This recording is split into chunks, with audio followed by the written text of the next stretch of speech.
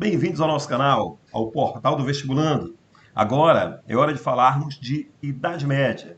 Falar sobre o Reino dos Francos, mais um dos reinos germânicos, que era visto, que foi chamado pelos romanos, né, de bárbaro. Quer dizer, mais uma sociedade que morava além das fronteiras romanas e que não falava o latim. E que por isso os romanos se referiam a esses povos de bárbaros, né, que na verdade eram povos germânicos. E nesse caso, o Reino dos Francos, ele se consolida até mesmo numa relação que vai estabelecer dentro do Império Romano Ocidental, aquele que foi esfacelado durante as invasões dos ditos povos bárbaros, como citei agora há pouco. Agora, esse Reino dos Francos, ele começa a se consolidar, a se formar a partir de uma aliança que vão estabelecer com Roma. Né? Essas alianças que começam a ser firmadas aí, ela esteve muito ligada à invasão dos hunos. Né? Os hunos estão vindo do Oriente e ameaçando a Europa. A Europa, temorosa, muitos povos com medo dos hunos, devido à fama que tinham de cruéis, de guerreiros, que muitas vezes, e na maioria das vezes, eram impiedosos quando chegavam atacando, não eram muito de negociar. Então, esses hunos que estão vindo, né, quando eles vêm para o Oriente, para o Ocidente, eles acabam confrontando, né, com vários povos que deram auxílio a Roma. Na verdade, nesse caso, muito mais o papado, já que estamos aí em 451, perto do final do Império Romano do Ocidente. Então, na batalha, né, dos campos catalãúnicos, né, lá ocorreu, né, a derrota dos hunos, né, para esse exército que foi composto aí pelos francos sálios, né, no início, ainda no processo de formação. E nessa relação que estabelecem aí com os romanos, né, e também, evidentemente, com a igreja posteriormente, né, o que acontece? Eles fazem a parceria, né, e esses francos, por que eles fizeram aliança? Porque eles vão ganhar lote de terras, eles vão avançar sobre Roma. E Roma, né, de qualquer forma, ela acaba por ganhar uma influência maior na Gália, na região onde vão se consolidar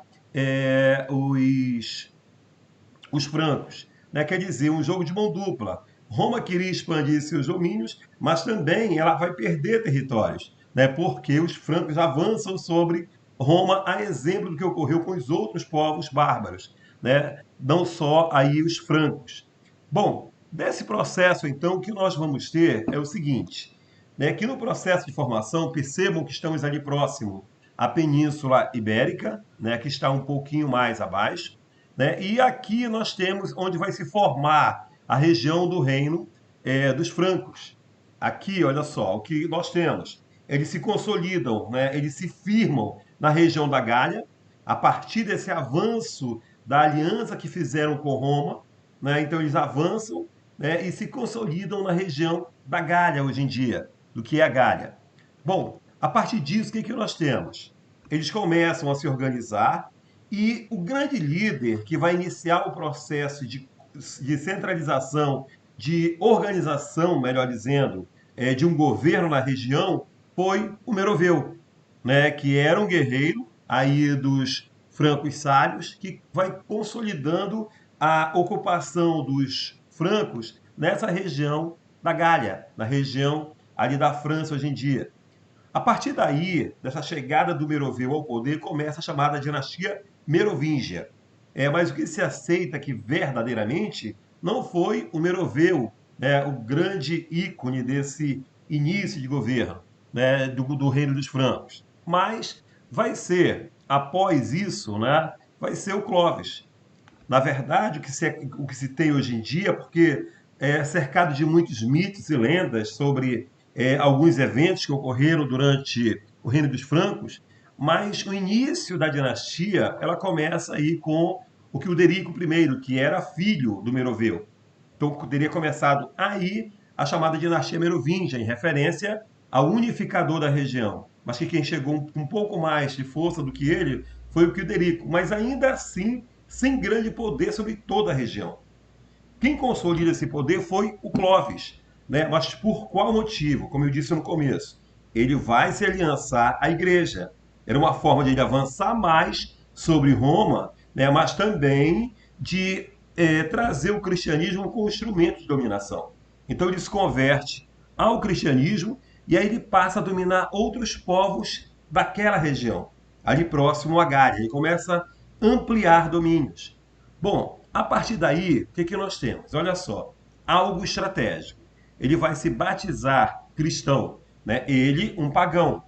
Né? Esses pagãos estão agora se convertendo ao cristianismo. Esses reis era muito mais como uma estratégia de domínio, de se aproximar dos romanos. Porque lembrem, o que era o Império Romano do Ocidente, que nesse ano, em 496, quando Clovis se batiza, né, ele é batizado, melhor, o Império Romano do Ocidente já caiu, ele cai em 476, né, para os povos bárbaros. E agora era uma estratégia do Clovis, né, de expandir a sua influência para as áreas do que antigo Império Romano, que era cristão. Bom, aí disso tudo, o que nós temos? Né? Então, há uma relação, um jogo de mão dupla, gente. O Clovis ganha influência, sim, mas o papado, a Igreja Católica, ela leva a influência do cristianismo para os povos ditos bárbaros. Né? Quer dizer, ela também amplia a sua quantidade de fiéis. Né? Só que assim, depois do governo do Clovis, que foi o grande governante, né, ainda ali no final do governo dele, o que vai ocorrer? Gradativamente começa a ocorrer um processo de descentralização política, principalmente após a morte do Clovis. Né? Vai ser a fase dos chamados reis indolentes. Por quê? O que era o Reino Franco, ele começa a ser dividido em condados, em ducados. Só que esses condes, vamos dizer, essas províncias, eles começaram a ganhar muita autonomia. Né? Eles começaram a ganhar muito prestígio e poder. Ou seja, há um esvaziamento do poder do rei. E nesse período, né, o que nós temos? Os condados ganhando poder e quem, na verdade, administrava não eram os reis. Grande parte deles muito fracos, vamos dizer assim, quanto a domínio, quanto a conseguir consolidar o seu poder sobre os outros povos. Então, quem administrava verdadeiramente, que tinha uma habilidade maior para o governo, era o chamado majordomos, né, que era o prefeito do palácio. Então, eles eram funcionários que se encarregavam da administração do castelo. Bem, a partir disso, ó, o que nós temos aqui, ó, as regiões que vão sendo fracionadas, o que era o Reino Franco e do que vai passar a ser, né, na divisão ali em condados e também em ducados. Aqui, ó, o que nós temos, né, é sobre a região em vermelho, né, que nós temos aqui, percebam, né, o território franco até 481. A partir do Clovis, nós vamos ter outras, né, conquistas, outras dominações. Né, e essas dominações acabaram ampliando o que era o Reino Franco. Bom, disso, né, o que nós temos então, do que eu falei, vai saindo Clovis e aí vão chegando os chamados reis indolentes. Pessoas, né, que não conseguiram, como eu falei, manter a unidade política. Né? Os condados, ducados, as províncias, elas começam a ganhar força, né, e acaba gerando o processo de descentralização. Bem, a partir disso, o que nós temos? Né? Desse período agora, ainda da dinastia merovingia. Né? A maior expressão do final desse governo, né, dos reis indolentes, foi o Carlos Martel. Carlos Martel, ele era um prefeito do palácio. E esse Carlos Martel, esse prefeito do palácio, ou majordomos, né, que era essa titulação, ele vai ganhar notoriedade histórica, principalmente a partir da Batalha de Poitiers, né, no território da região da Gália, né, hoje a região da França. Isso em 732, já quase na metade do século VIII. Por quê? Percebam aqui, ó, que nós temos, né, o avanço, né, dos povos muçulmanos. Lembrem que eles dominaram a península ibérica, né, onde nós vamos ter aí os reinos de Leão, Castela, Navarra e Aragão, que depois vão dar origem principalmente a Portugal e Espanha. E a pretensão desses muçulmanos, né, era dominar toda a Europa. Lembrem que a partir da morte do Maomé, ou melhor, antes da morte dele, em 622, quando ocorre a fuga de Maomé de Meca para Yatreb, que passou a se chamar Medina, aquele evento marca o início do calendário muçulmano. Mas também foi decretada a primeira jihad, a conversão dos infiéis, expandir, dominar áreas. E aí eles começam esse processo e dominam, gente, a Península Ibérica. Só que eles tentaram avançar sobre o restante da Europa Ocidental. Mas aqui, ó, foram derrotados na Batalha de Poitiers.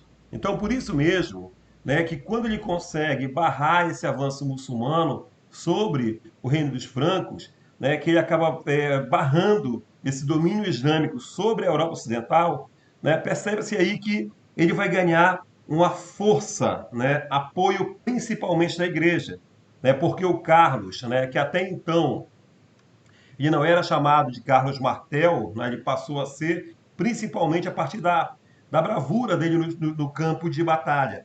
E é bem verdade também que o Carlos Martel, durante algum tempo, ele foi até repudiado pela igreja, porque ele era muito intransigente com os povos dominados. Né? Então teve algumas ações que ele chegou a ser próximo, muito próximo de excomungado pela igreja.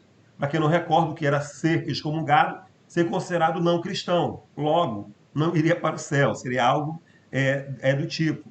Então, a partir dali, né, com essa força dele em batalha, é que ele ganha, né, esse, ou de nome, vamos dizer assim, de Carlos Martel. E a partir daí, o que, que nós vamos ter, gente? Nós vamos ter uma louvação, vamos dizer assim, ao Carlos Martel, que ele passou a ser considerado como o salvador do cristianismo. Ou seja, se não fosse ele, a Europa poderia ter sido se transformado em muçulmana, sendo dominada por eles, e não cristã, a maioria cristã.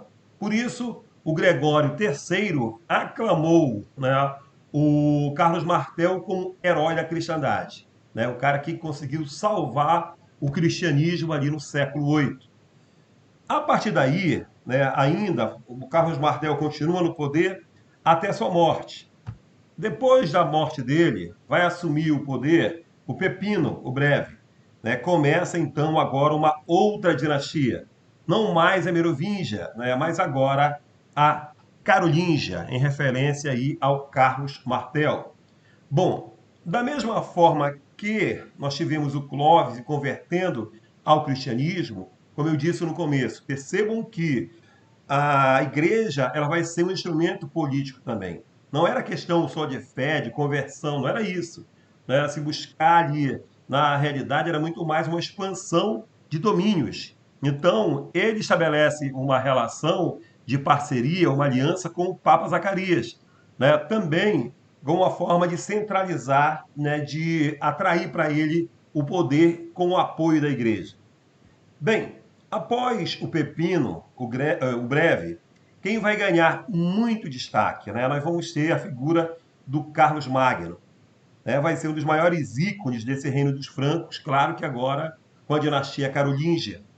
Então, durante o governo dele, também como instrumento de dominação, evidentemente, faz uma aliança com a igreja. E ele se converte ao cristianismo, se batiza, na verdade, no Natal do ano 800. A partir daí, quando ele vai se converter, né, o que nós temos? Vai iniciar o chamado Sacro Império Romano-Germânico. Perceba que nós temos aí uma união agora do que era o antigo Império Romano, né, claro que não em toda a sua dimensão, Império Romano do Ocidente, e unindo com os povos germânicos, sobre o batismo do Papa. Né? Então, o que, que nós vamos ter a partir daí? Um processo, né, de dominação, de centralização a partir da figura do Carlos Magno. Se após, né, quando tivemos o Clovis, ocorreu a descentralização, a partir do Pepino, o Breve, nós vamos novamente centralizar. Eles conseguem ter o poder nas mãos. E agora o Carlos Magno foi fundamental para isso também. Até porque, gente, ele mandava às províncias, aos condados, os missi dominici. Né? Quem eram essas pessoas? Eram funcionários, pessoas fiéis a ele, que eram responsáveis de buscar informações sobre como estava funcionando, né, essa administração do Carlos Martel sobre condados, sobre ducados. Ou seja, era uma forma de centralizar a administração e dizer, ó, em tal local não funciona, em tal local não está assim, né? Quer dizer, para poder dar os instrumentos necessários para o domínio, para a centralização pelo Carlos Martel. Bom, a partir disso, né, desses Miss Dominici, né, eles também eram responsáveis de trazer, né, esses nobres do campo, né, uma fidelidade ao rei, né, ao Carlos Magno. Então, eles que traziam esse juramento de fidelidade, né, dos condes, né, das pessoas livres mesmo, à figura do Carlos Martel. Bem, a partir daí, né, o que nós temos então? Nós temos o Carlos Magno promovendo o chamado Renascimento, né, o Renascimento carolíngio. Ainda nesse período, né, a partir do Natal do ano 800. Então, ele vai criar uma moeda, ele padroniza pesos e medidas, traz uma escrita e, além disso, ele cria escolas, gente. Ele vai criar escolas. Ele vai promover um reestudo dos clássicos, né? Da cultura greco-romana, principalmente dos romanos ali. Claro que são auto-influenciáveis, né? Gregos e romanos. E aí, percebam uma coisa interessante, gente. Quando ele se converte ao cristianismo, ele traz consigo esse cristianismo que se espalha pela Europa Ocidental.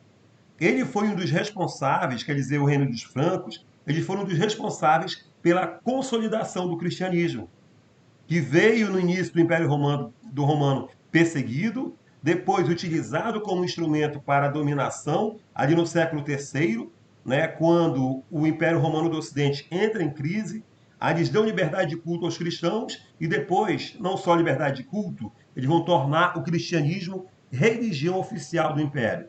Mas percebam a importância dos francos. Depois, o Império Romano caiu. E quem levou a fé cristã adiante foram os francos. Então, o Carlos Martel ele promove esse reestudo, esse resgate da cultura greco-romana, mas cuidado para não confundirmos com o renascimento cultural e científico ali da transição da Idade Média para a Moderna. Porque lá havia um repúdio à Idade Média, né?